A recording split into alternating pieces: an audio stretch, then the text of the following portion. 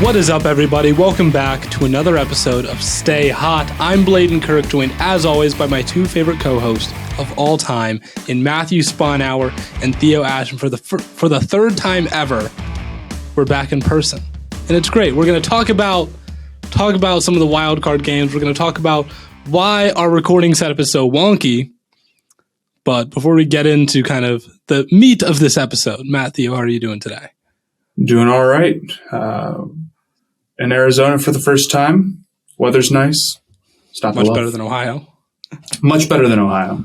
Matt got down here a couple days ago, and he's talking about new Matt. We've got new Matt is what he's kept saying. West Coast. Technically, we're not on a coast, but close enough. We've got West Coast Matt unlocked this weekend, and it's a glorious thing to view, and I'm excited to see West Coast Matt on this podcast here. He's got that warm air has got him feeling reinvigorated, I know. Yeah, that's most of it. I didn't realize how miserable cold weather, and we were talking about this earlier, Theo. If you think that you like winter more than summer and you live like in Ohio, somewhere where it really gets cold, I don't think you actually do. I think you're lying to yourself because there's absolutely no way. Warm weather's life-changing. The fact that, just walking outside and it just being nice out is better than walking outside and it being freezing out. Absolutely. It's just that simple. And if you disagree with that, you're wrong. You're just wrong. And if you live in Arizona or somewhere in the South, it's like, if you're like, oh yeah, summer's not that good. Valid, because it does suck. But in the Midwest, somewhere where there's seasons, winter is not your favorite season. And if you are going around telling people that, you are sadly trying to be different, Matt. I agree. You're mistaken. I'd rather it be 90 out than 10. Yeah, easily. Yeah. I've been saying that. Yes. People called me crazy. People back in Ohio, they call me crazy. And they don't. I don't think they did, Bladen. I think that's a popular take. They do call me crazy. Everyone's like, no, I'd definitely rather be cold than hot. I think it's just because you're insane. I think that you're hearing voices. I'm not insane. But before we get into everything else, make sure, as always, to go hit us with a bit of a rate on Spotify. With their new feature to allow ratings on Spotify, you guys have been killing it so far. Still a perfect 5 stars last time I checked. And we're very excited about that. Also, make sure you follow us on TikTok at StayHotPod for some great content there as well, especially Theo burning cookies on a grill. Grilling cookies, grilling the podcast, grilling a pizza. Theo's grilling. I'm Grill Master Theo. I'm Grill Master Theo. But I say we just hop into some football. Stay hot shock. For now, at least, Steelers are up 7-0. But for now, the 49ers beating the Cowboys. And I think we're kind of all in agreement here that the Cowboys did not play championship football today. No, because they lost. Well, the championship football would be winning. Yes, but a lot of people are blaming the refs for why they lost. It's just a dumb ending sequence. And I would say that it's probably a little bit of both. I mean, the ref does have to touch the football, and they got lined up before the ref could go and do that. So, where was the ref supposed to go? On the other hand, it's it's tough because it came down to how well the ref played there. Yeah, is it necessarily the ref's fault? No, but could he have been better and given them a chance to spike it? Yeah, probably. But do you want to put yourself in that position to where you're relying on the ref? And I agree. I think a one Hail Mary or one really long pass from the 25 probably does not give you better odds than 3 attempts from the 40. So that was their mistake. But if you're going to try a play like that where you run and then need to spike it immediately, you got to let the refs know. And I don't know if the refs knew that was the game plan. And I guess the refs should be ready for anything, but I wonder if they had known what was coming a little bit. They would have been quick enough to. Yeah, because that is a style of play where it's you're trying to be just a little bit smarter, right? Instead of just coming out, going for the end zone, you're going to try a QB draw. I kind of like the concept. I don't know if that makes me dumb, but I kind of was like, oh, that's a cool It would have made more sense if they were on the 30, and it was the difference between being on like the 30 and being on the 10, I would have been like, oh, that's kind of creative. But I don't know. My takeaway from that game is the Cowboys coaching staff is overrated, and Kellen Moore, I think a little bit, is not someone I'd be excited about if my head. But starting with the main problem, which is Mike McCarthy, he should have never been hired. He should have never been hired, and he should be fired right now. And it's not just because of what he did in this game. It is because he is simply not a good head coach. He's not. The amount of times the Packers have blown it with superior talent in the playoffs under his rule was, every year since the Super Bowl, basically. Whether that be the 2014 NFC Championship game with the botched onside kick, which was a lot of things, but again, that was a choke. In 2011, they had they had a roster that went 15-1. They had Rodgers playing like the best quarterback season ever. Great White. They lost that game. There was a game where they had this old defensive coordinator named Dom Capers, and he just couldn't deal with mobile quarterbacks. And in the modern NFL, like in the prime, like read option era, when that was like the big thing, like they kept this defensive coordinator that couldn't deal with it. And they kept him for way too long. And like Colin Kaepernick in a playoff game ran for like 200 yards and McCarthy wouldn't make any changes. There's that story that came out that was like Rodgers called McCarthy like the dumbest coach he's ever played. I think that Rodgers actually said that, and I think that he's right. McCarthy is not it. And this was just a horribly unprepared, sloppy team that we watched with pre-snap penalties, with they had 14 penalties today. It was just disgusting to watch. It looked like they didn't practice. And that's just a McCarthy classic in the playoffs. It's just, what are you doing? He's not good. He's not good. And Dak wasn't great in this game. He had a couple nice throws, but he was really took a while to get going. The offensive, they were batting a lot of fast. Trayvon Diggs was getting burned. But at the end of the day, they can upgrade at head coach, man. They can really upgrade at head coach. I think a lot of times it was obvious the Cowboys were the better team. I think they were. Like, the fact that Cedric Wilson was balling the way he was, and that may be a testament to just Cedric Wilson balling out. But like Dak was making great plays left and right. When their O-line wants to perform at a high level, it can. Like, it was rough to start. I don't know, dude. That offensive line sucked. Like, that offensive line it wasn't great. But I think there are points where the Cowboys, when they want to, can just take over. To say one thing about the 49ers, they didn't play a great game, I thought. I thought Jimmy G fell apart at the end. That was the one other thing. Yeah, and it's like Jimmy G is going to limit them. There was that overthrow to Ayuk, which may have been Ayuk's. He didn't quite adjust the ball maybe the way he should have, Matt. That was something you pointed out when we were watching the game. It was more on Jimmy G, but it's tough to tell even in slow-mo. But was it all a Jimmy G terrible pass, or did Ayuk maybe should have taken another step back and he would have had it? It's tough to tell. It's tough to tell, but that could have been a better ball, and there were shades of the overthrow in the Super Bowl, the famous one against the Chiefs. Famous. Shades of that. He threw a pretty bad pick at the end. He's not trustworthy, and Shanahan still almost choked it away a little bit at the end. Not going for it on 4th and 1. Not going for it were some. How many yards did they average running the football today?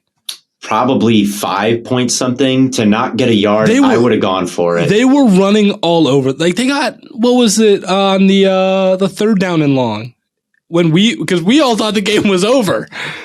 Yeah, it was like 4th and inch. It was like a 4th and an inch. I always think you should put like Kittle at quarterback or something and run a sneak. Like the Chiefs do that with Kelsey. They'll like have Kelsey motion in and like run a sneak. It works. I always wonder why it's like, why don't you just get the biggest guy on your team and just sneak it, teach him to sneak. Anyway, that's just what I would. If I was a head coach, things would be different. But I don't know. Dak really started slow. I don't know. It was just the Cowboys did not deserve to win that game. I don't think they did look better than the 49ers at any point. I think the 49ers kind of beat their ass and looked much better than them on this day. I feel like I'm not saying that like the Cowboys overall played better, because the Cowboys beat them. 14 penalties, was it? Yeah. You cannot possibly allow that to happen. Yeah. But there are moments where the Cowboys look more dominant. Yeah. What? What? What? What do you mean, what? Dude, like, I would. What specifically does there was moments where they looked more. There was moments where the 49ers looked more dominant when they had good plays. I disagree. I kind of disagree. I thought a dominant Cowboys team would be like if they were able to run all over them and do everything that they wanted to, and it's just like they would have a dumb penalty that would end a drive, or they'd have a dumb turnover that would end a drive. I mean, that's kind of what happened. I disagree so strongly. They would get a big play, and then it would be called back. I disagree. I think the 49ers kicked the Cowboys' ass in this game. I really do. The offensive line was like wet tissue paper. Like Dak was constantly under pressure and he wasn't even playing that well anyway. The wide receivers weren't really winning. I mean, I didn't hear Josh Norman's name like once in this game. Like he was just not picked on. And when you've got Amari Cooper and CeeDee, you should be picking on him. And they weren't. CeeDee wasn't getting like any targets. Yeah. So it's like you got that. On offense, they were getting ran all over. I don't know what they were averaging on the ground. Jimmy G was not playing horrible until the very end. I thought the game was actually farther in the 49ers' favor than if anything. And the 49ers going forward, I've said this before they're dangerous. They're dangerous. Ayuk and Debo, two really, really special weapons. Like they can run on anybody. I don't care. Like on a good day, executing well, they can run on anybody. And the defense, the secondary is extremely suspect. But the front seven is good, especially if Nick Bosa can come back and it's deep. Fred Warner getting hurt is big because he's so good in coverage. And I think that masks like the secondary might not be good, but they're good in the intermediate ranges because their linebackers are really good in coverage. So that him being hurt will definitely hurt the coverage even more, which isn't even a strong unit. So if he's out, and it looks like he would be, that's a problem going forward. But I'm telling you, the offense, I think they really did do a good job on the Cowboys. And I think they could do a good job on the Packers as well. It scares me as a Packers fan. I've seen this matchup happen before, and I've seen that. You have a better coach now.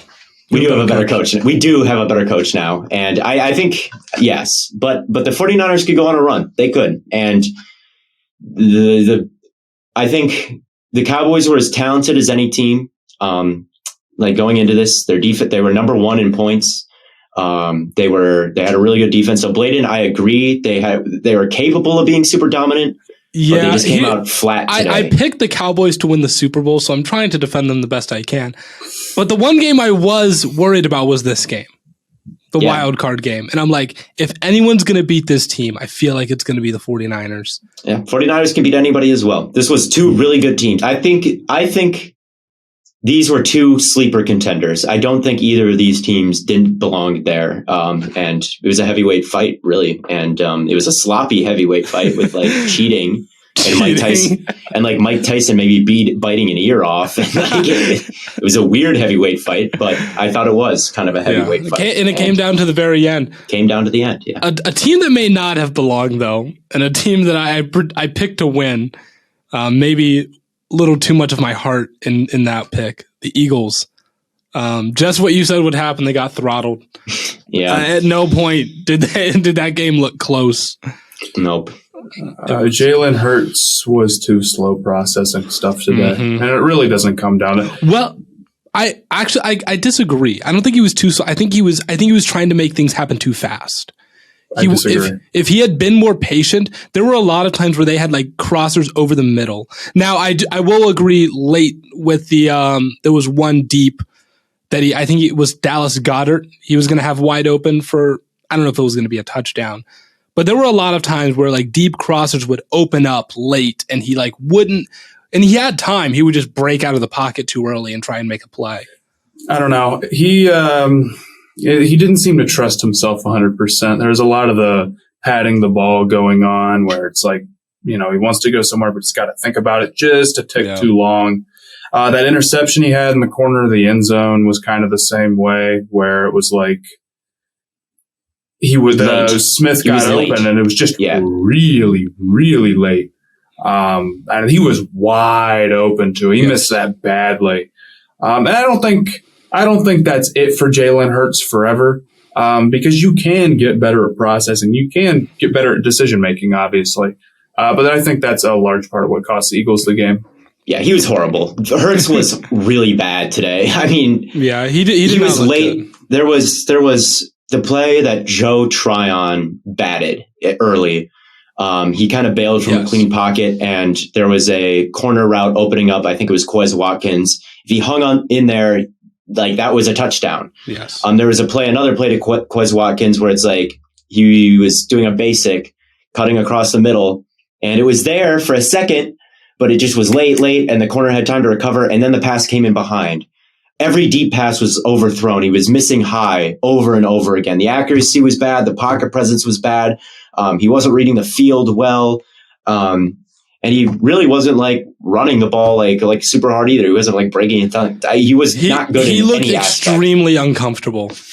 He did not look ready for that game. I believe the Eagles are at the bottom of the league in passing this year. I think that's the case. Yeah. So it's like the Eagles are ahead of schedule.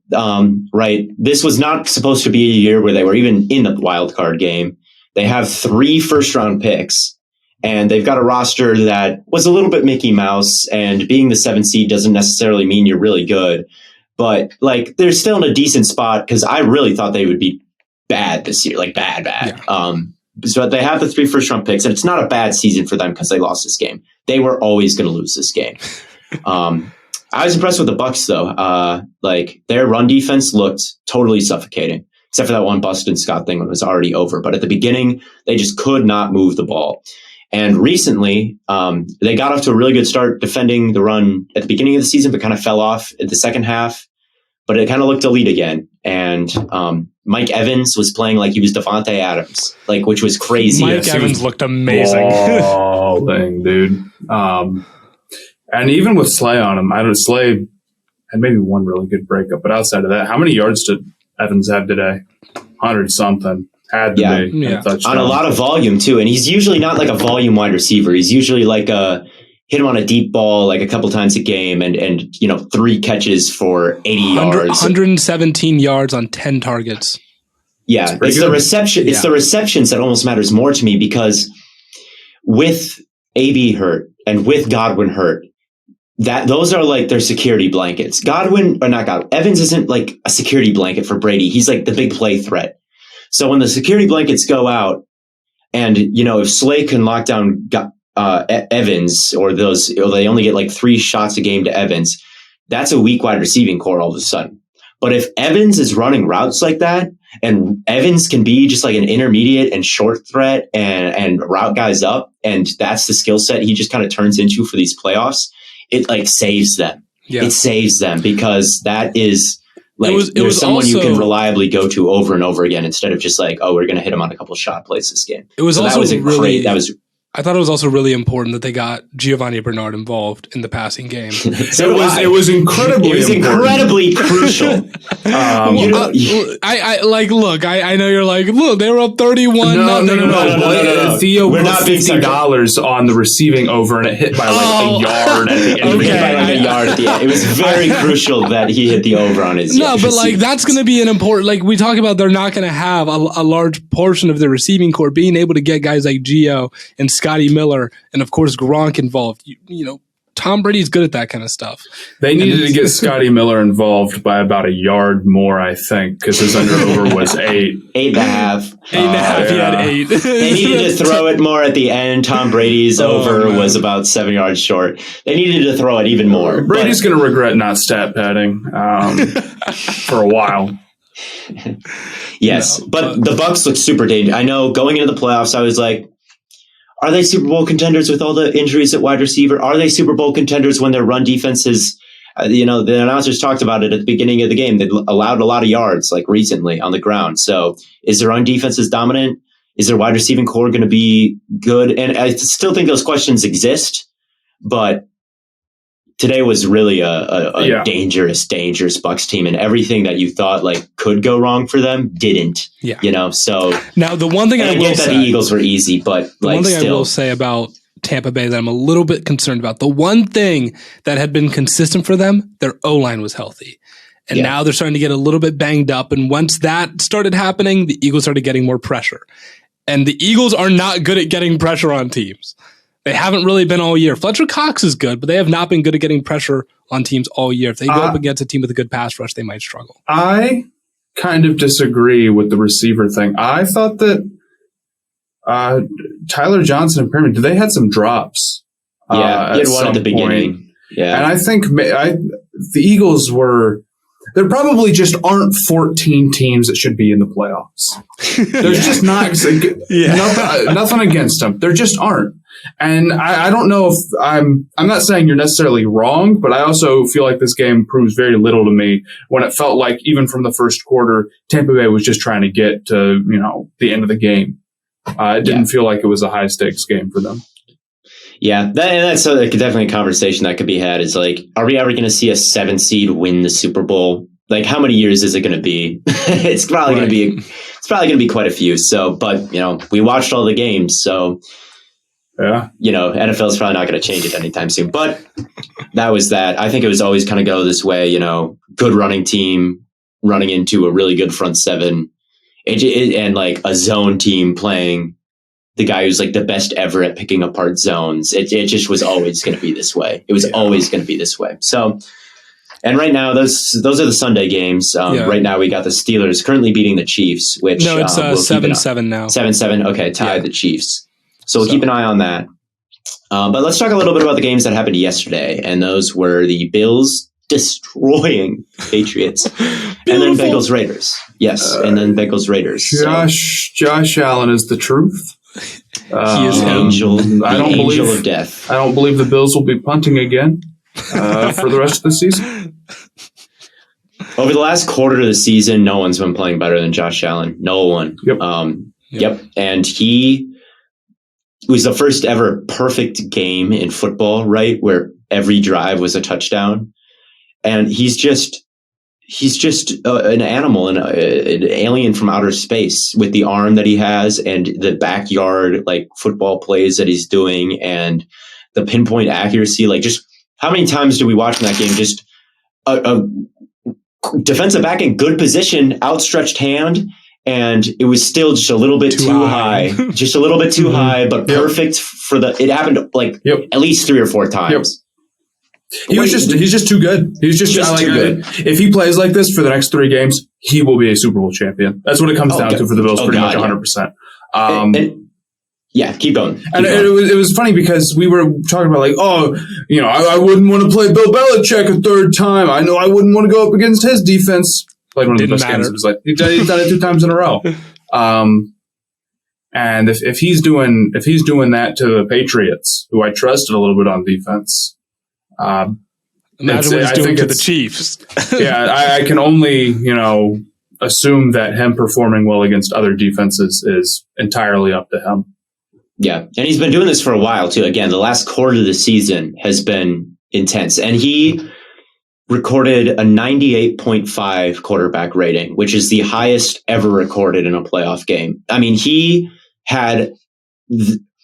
The last game he played against the Patriots, I said, was the best quarterback performance of the year. He had like an out-of-body experience at that game. And then he did it even better. He did it again. He played even better.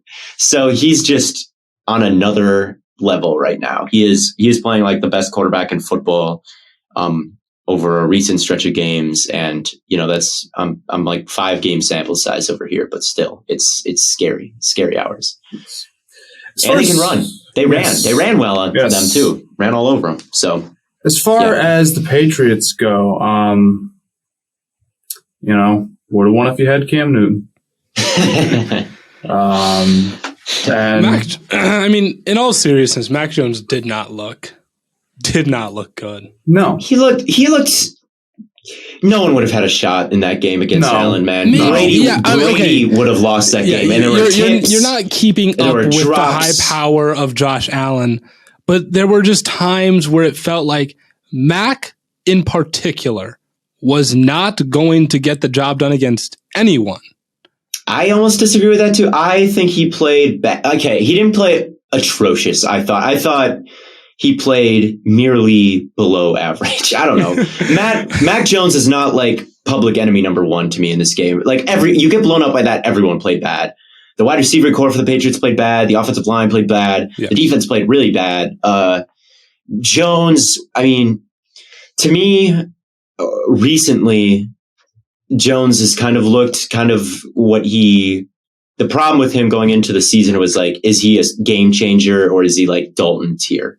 Yes. And he looked maybe not like unplayable or not a starter in this league quality. I don't think he's that bad. Not a day 3 prospect, but over the last half of the season, he did look a little bit.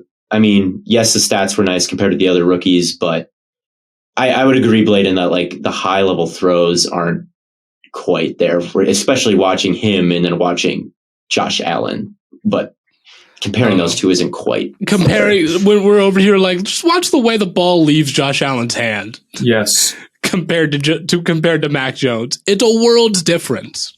It is. And shout out. Oh, Matt, go ahead again. Oh no, it's all you. I was just gonna say I don't.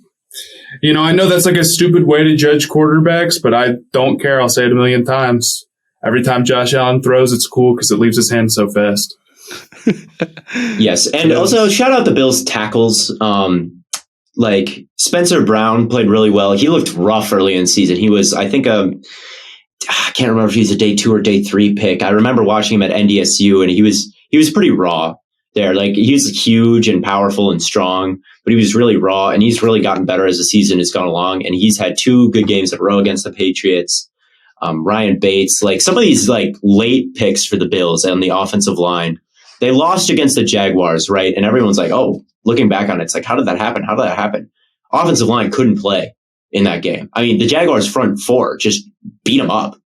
And now the offensive line is playing at a higher level, and it's unlocked all this crazy Josh Allen stuff. So shout out some of the Ryan Bates and Spencer Brown and some of these later picks for the Bills that have stepped in and really improved as the season has gone on. And it's improved the running game, and it's unlocked, a multidimensional offense for them. And shout out the Bills offensive line because they improved. The Bills just looked very, very good in every facet. And shout out Micah Hyde for that crazy pick. Yes. Oh, bro. Micah Hyde. First of all, Micah Hyde and Jordan Poyer. Those are like the 2 most underrated players in the league, really. They never get talked about. Shout out the best safety duo in the NFL over the last 4 years. Yeah. Like, come on. They're so good. But no, we're just doing shout outs now. Shout out the Bills run defense. Yeah. So our conclusion from this game, this 30-point blowout, is that everyone on the Bills played really well, and everyone on the Patriots did not. Yeah. Yes, really, but it's good high level analysis. Yes. It's good to shout out these other guys. Like Josh Allen, yes, he's a quarterback. He gets all the hype. We do need to shout out everybody because this was a total team effort. Yes. Shout out Matt Milano. Shout out Jerry Hughes. He was getting a lot of pressure. Everyone was good. And they can beat the Chiefs. They can beat anybody. And right now, they're looking like the best team in the AFC, the way they played over these past couple weeks, for sure. Matt, is Dawson Knox the best tight end in the NFL? Shout out Dawson Knox. Shout out Dawson Knox. I've been high on Dawson Knox as long as I can remember, since I was a wee lad. And my only mistake with him is that I only bet on him to score 1 touchdown and not 2. I should have known. But he's a baller. I think he's going to be a really, really, really, really high-end tight end really soon. On September 26th, you texted in our group chat, I'm a big Dawson Knox fan. That was September. Yes. Yes. Those are the receipts. You didn't tweet it, but I can tell the folks at home. He bet We'll post the group chat text on Twitter so you can all see it. He bet on Dawson Knox to score a touchdown in this game. He did. Matt has been on Dawson Knox for a while, forever. Even though he hasn't been public about it. I can confirm that he's been a big Dawson Knox he's on my fantasy team, most importantly. He's on his own fantasy team. You know who I've been on forever? But maybe I shouldn't be? Derek Carr. I ain't bad. Yes. I don't know if Derek Carr plays that bad. Just sighed. It's like,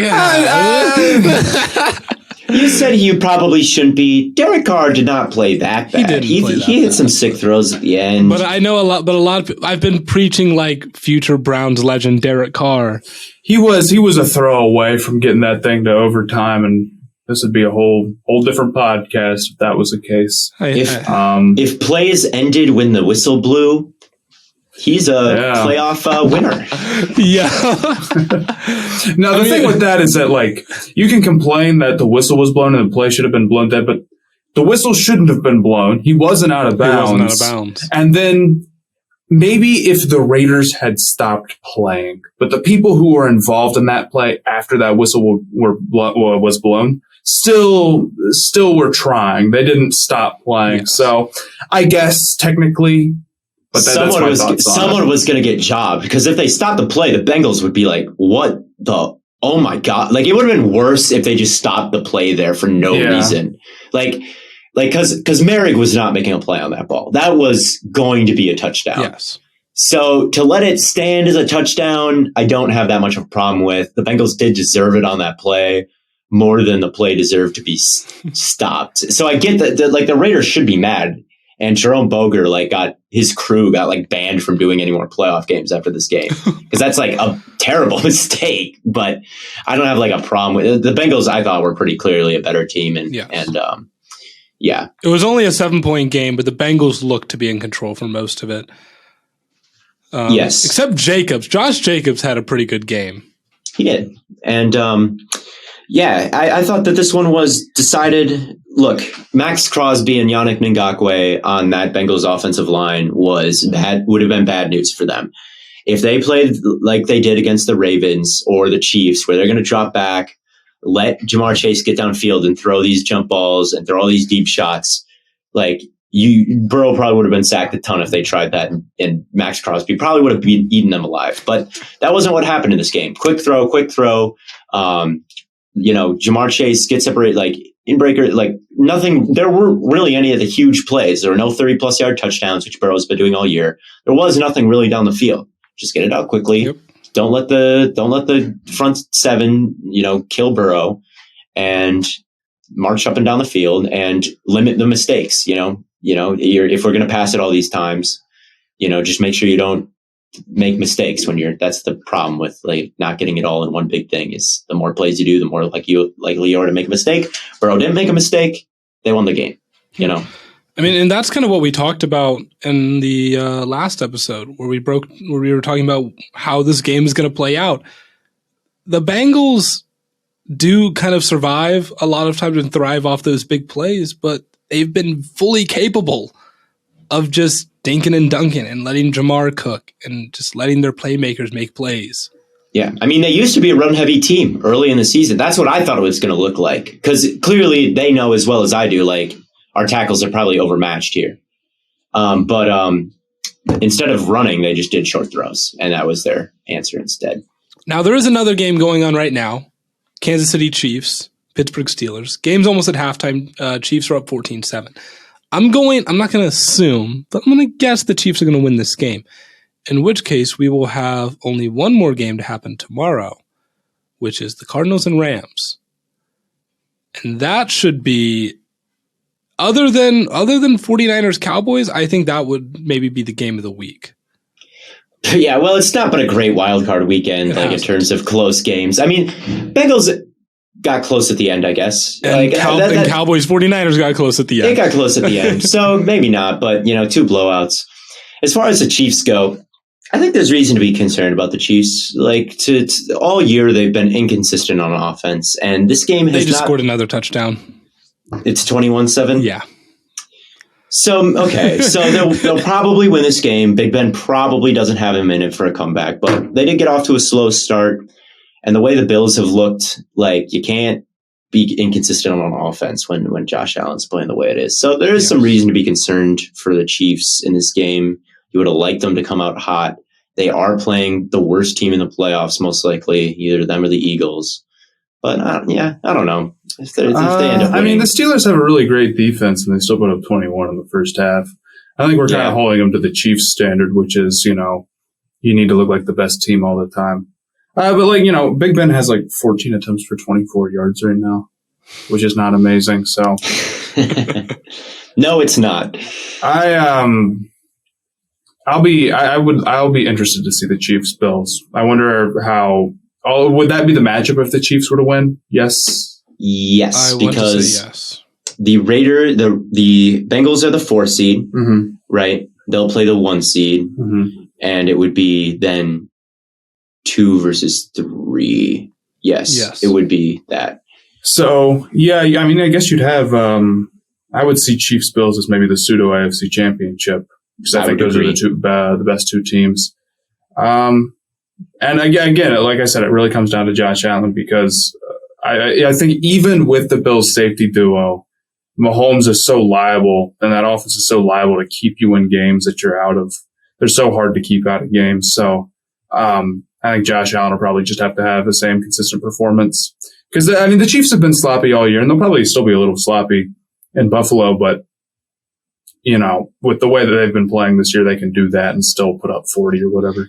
Right. I mean, they'll probably cover the spread at this point. We're like, oh, the Chiefs kind of got off to a you're only on 14 at half? What happened, Chiefs? Chiefs, what happened? Yes. So, yeah. Anyway, that's about all the games, right? I don't know what all the games else there is to talk about. Except for the fact that I can kind of sort of wave to Matt. I can kind of sort of wave to Theo. I'm not going to look. I hate you. So here's the interesting thing. How do you feel about the Rams and Cardinals? I do wonder if that game is a matchup of two maybe slightly overrated teams. We talked about it in the last episode a little bit. We broke it down. But I kind of feel like if the Rams are a little bit underrated right now. Because people are like, oh, the Rams are in a slump. They're overrated. They are in a slump, though. But they're not. They've won 5 of their last 6. Yeah, that's not a slump. But have they looked dominant in that stretch like they're supposed to? They haven't looked dominant, but I think that we're maybe not giving the Rams maybe the credit they deserve. The talent is still really, really high level. Stafford ended as like the 4th most efficient quarterback in football this year or something. Like people were like, oh, I swear to God, like I've seen so much Stafford slander. I expected him to like finish outside the top 10. He was still top like 5. Yes, he still has to beat the big game allegations. And it's like every single time they've been in prime time this year, it seems to be a little bit underwhelming. And that's probably why it seemed like that for Stafford. But man, it's still high level in a lot of ways. And, you know, if the Cowboys are out, maybe they're my sleeper. I guess maybe also the 49ers are also really good. But I think people are maybe counting the Rams out a little bit too much. We did that Blue Wire Super Bowl pick thing, and not a single person had the Rams in the Super Bowl. And I'm one of those people because I have the Packers. But if the Rams do make the Super Bowl, some Rams fan will like quote tweet it and be like, "What happened? What happened, Blue Wire?" That is gonna be interesting. So on my QB chart, my fraudulent QB chart, as everyone says, Stafford is pitched right around Tannehill. Well, okay, well that's bad, I guess. But I don't know. They're both averaging like. Let me ask you this about your QB chart? Yeah. Do you think your QB chart is like? Do you agree with its rankings? To an extent. Like, do you think they're like? It doesn't rank the QBs. It just says like these are your guys that are safe. These are your guys that are like extremely high level, like. And it's just the extremely high level guys are pretty much just Mahomes, Rodgers. It's more of like a play style. It's a play style visualization kind of. It's not a ranking, and that's I think the misconception is everyone's like, oh, so Mac Jones is better than Lamar Jackson. No. Do you think Matthew Stafford and Ryan Tannehill have similar play styles? I'm genuine question. I'm not trying to be rhetorical. I think that like if you're gonna say that they're both safe quarterbacks that play kind of within the structure they're supposed to pretty well, yeah, I don't think that's a bad analysis of those guys. They do what they're supposed to do for the most part. Stafford's interesting. I always am confused on where to rank Stafford because it's like, man, there have been so many big moments where he has come up short this year. Yeah, so many primetime games when the lights are brightest and he's fucked up. But at the same time, there's also been like that Cardinals game where he was just like awesome. Yeah. And he's capable of just, you know, reading out the whole field. He's hit like he hits the backside dig. Like when the front side stuff He reads out what's happening. Like when a quarterback's reading the field, usually you'll like pick a side and like read it out. And then if it's not there, you look at the other side. But like you got to do that real. It's hard to hit the other side. And he'll hit the other side. He'll hit the backside dig, which is something he's done a lot this year. It's kind of a. And I do think that is kind of shown on the chart where like the separation of guys who just kind of do the bare minimum but don't really elevate when the lights get bright, right? Tannehill, Stafford, Cousins, and then that next level up is Brady. Yeah. And that and it's shown.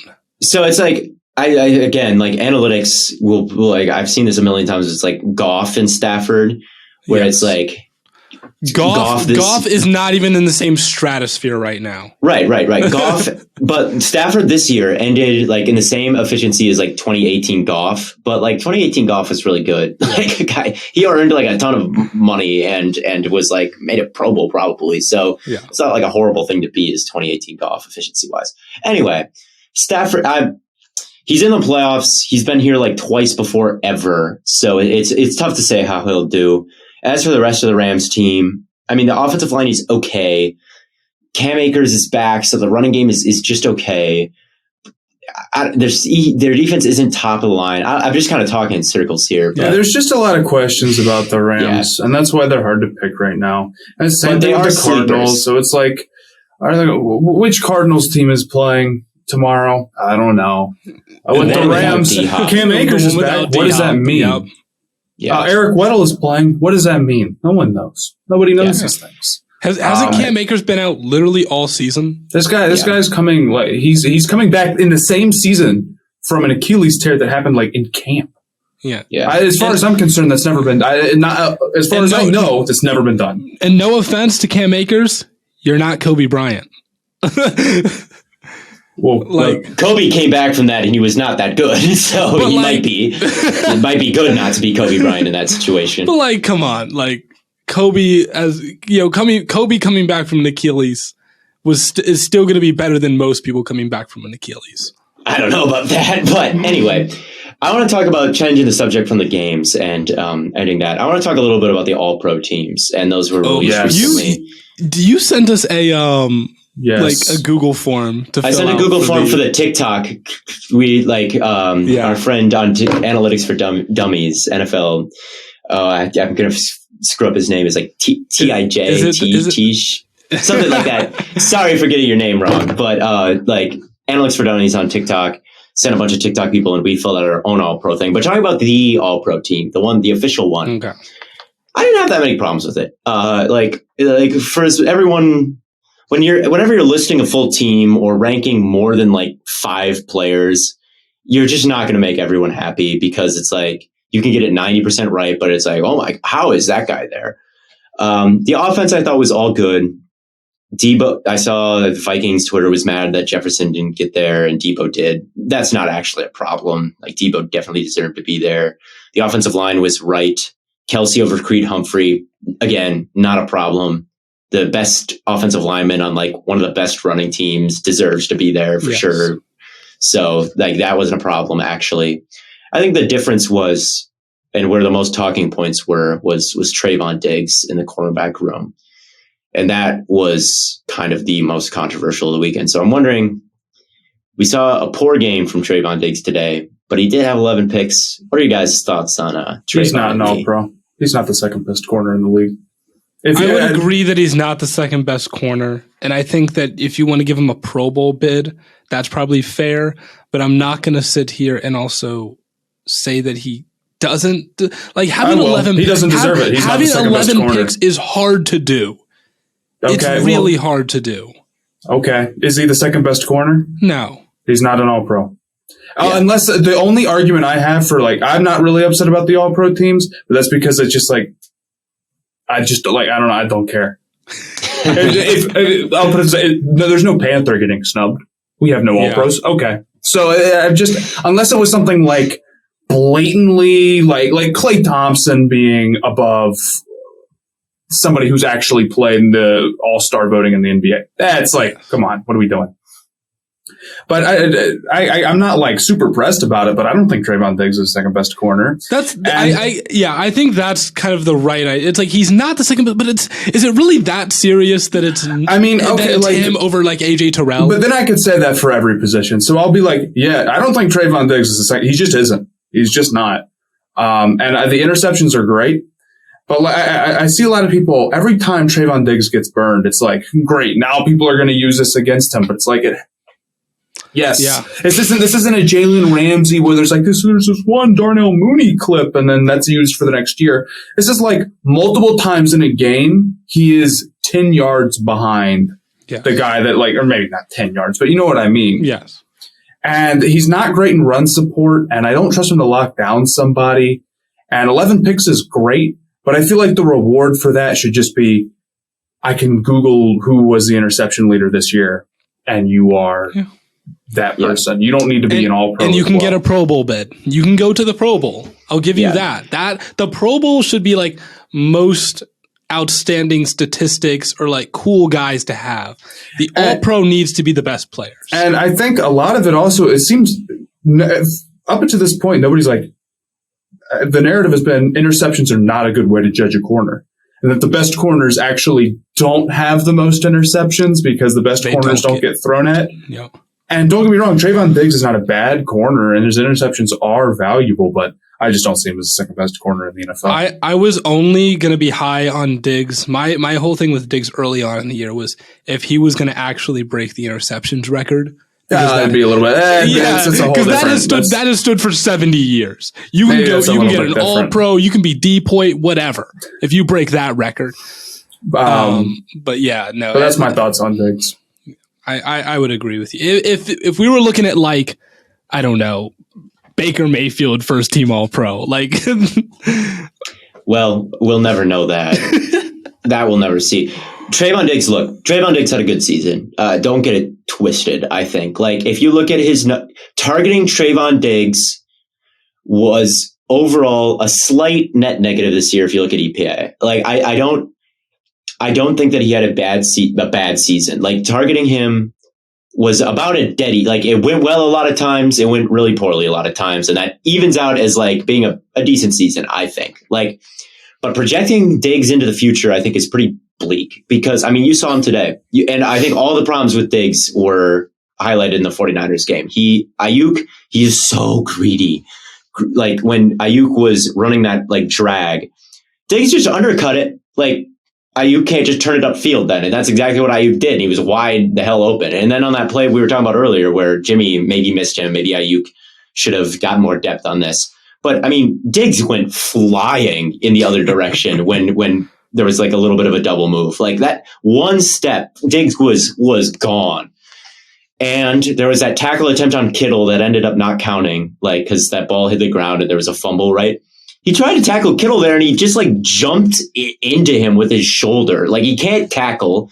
He has no control over where he is going. He is so greedy.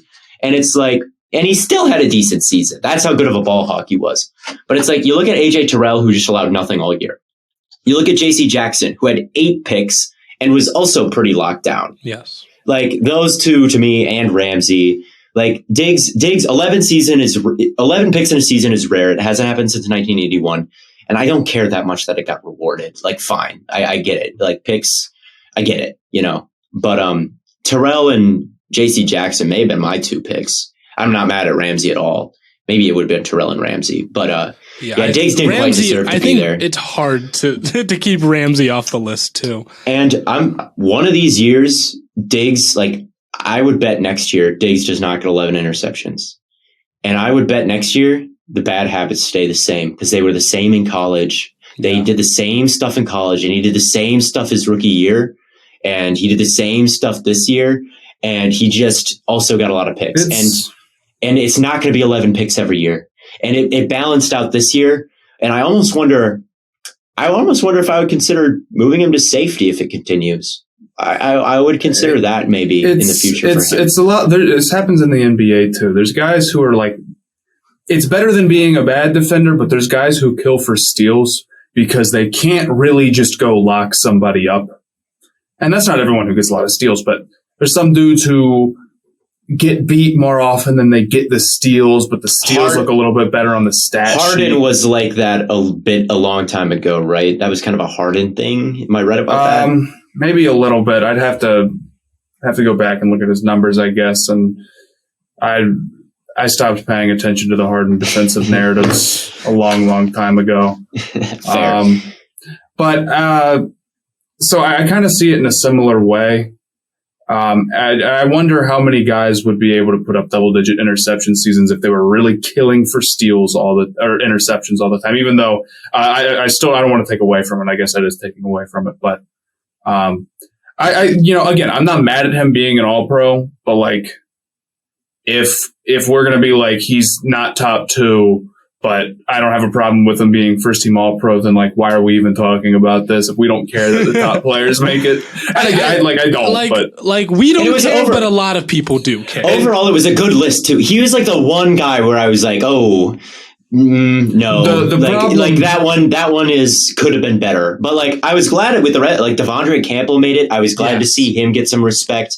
I thought that Derwin James not making second team Derwin James not being in there at all was very questionable to me.